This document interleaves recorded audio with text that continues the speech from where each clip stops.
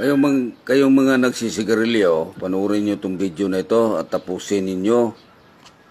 Dahil dito nyo makikita na ang gabi na yan, ginagawa palang sigarilyo. Ang tawag dito sa Negros niyan ay kuryoso.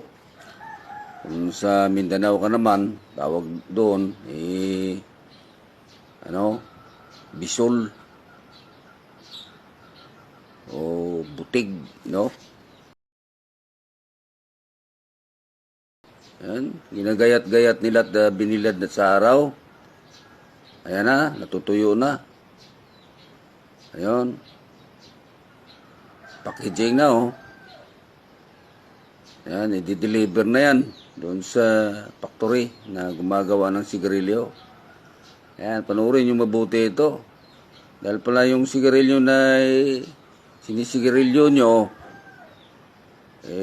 dahon ng gabi pala yun. Pwede pala yung dahon ng gabi. Ayan, sigarilyo na,